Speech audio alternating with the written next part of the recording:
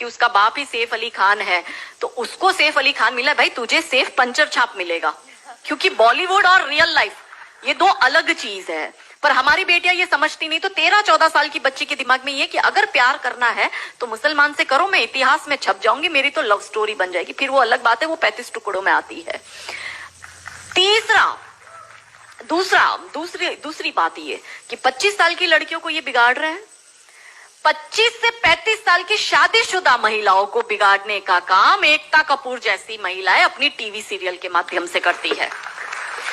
कैसे करती है कि वो अपने टीवी सीरियल में एक महिला बिल्कुल टिपिकल हमारे ड्रेसअप में, अच्छी सी साड़ी, बड़ा बड़ा मंगलसूत्र, बड़ा सिंदूर, बड़ी बिंदी, पीछे अंबे माँ का बहुत बड़ा स्टैच्यू होगा। आप देखना उसके सारे सीरियल में ये इंडिकेट्स होते हैं कि हिंदू धर्म को बर्बाद कर दो। देखिए, कोई भी देश को बर्बाद करने के लिए बम, बारूद, गोला, असला, मिसाइल दागने की जरूरत नहीं है।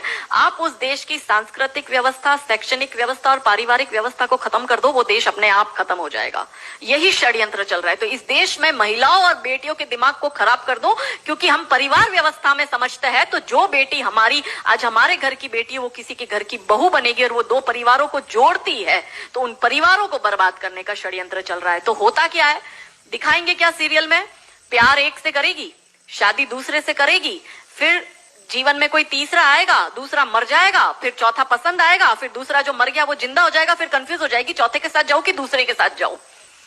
यही दिखाती है वो। क्या सच में यहाँ जो मेरी महिला, मेरी बहनें बैठी, वो बताओ कि क्या हम हिंदू महिला है 4-4 पुरुषों के साथ संबंध रखती है? बताओ, जोर से बोलो। क्या हमारे परिवारों में ये होता है कि हम एक को पसंद करते हैं, हम दूसरे से शादी करते, फिर हमें तीसरा पसंद आता है, फिर हमारा मर जाता है पति, फिर हमें चौथा अच्छा लगता है, और जो मर गया पति वो सडनली जिंदा हो जाता है, फिर हम कंफ्यूज होते हैं हम किसके साथ जाए? क्या हमारी ये वैल्यू है? यही सीरियल हम देखते हैं और हम तालियां बजाते हैं, और हम हमारी बेटियों को भी यही टीवी सीरियल दिखाते हैं। और इन सारी टीवी सीरियल में एक ही चीज कॉमन क्या है? जो सास है वो एक नंबर की नालायक, जो ननंद है वो एक नंबर की नालायक, और ये दोनों बहू के खिलाफ प्लानिंग करेगी। तो अब जो वनरेबल बेटी अपनी माँ के साथ वो टीवी सीरियल देख रही है, उसका दिमाग कैसे खराब होता है, उसको पहले से ही, जैसे अनकॉन्शियस माइंड में चीजें कैसे काम करती है, उसको दिमाग में पहले ही बैठ जाएगा कि मेरी सास भी मुझे ऐसी ही मिलेगी। क्यों हमारे हिंदू परिवार टूट रहे हैं? क्यों आजकल हमारी बेटियों को जॉइंट फैमिली में रहना पसंद नहीं आता है? उसे शादी के दूसरे दिन अलग होना है। वो पहला फोन अपनी माँ को करेगी और माँ कहती है ज्यादा चिक चिक करे तो तू आ जाना मेरे घर में। हमारे माता पिता ने हमें ये सिखाया था कि तेरी डोली उठ रही है, तू इस घर में वापस तभी आएगी जब तुझे प्यार से आना है, तू तेरी अर्थी वहीं से ही उठेगी, हमें तेरी घर में एंट्री नहीं देंगे। ये हमें बचपन में सिखा दिया गया था। इसलिए आज भी हम जॉइंट फैमिली में रहते हैं, हम ससुराल में रहते हैं। भारतीय सांस्कृतिक व्यवस्था, पारिवारिक व्यवस्था को हमने बनाए रखा है। फिर एकता कपूर क्या करेगी? अनुपमा जैसी सीरियल में, ये एक ऐसी सीरियल है इसमें इतने ब्रेकअप और इतने डिवोर्स दिखा दिए कि इतने तो मुझे लगता है यहाँ जितनी मेरी बहनें और जितने मेरे भाई बैठे, इनके जान पहचान परिवार पूरे खानदान में नहीं हुए होंगे, इतने उस एक सीरियल में दिखाए। अब हमारी बेटी जो वहां जाती है, उसको लगता है मेरी ननंद नालायक, मेरी सास नालायक। इसलिए अब देखो सास बहू में निपती नहीं। पहले कैसे निपती थी, पहले कैसे रहते थे?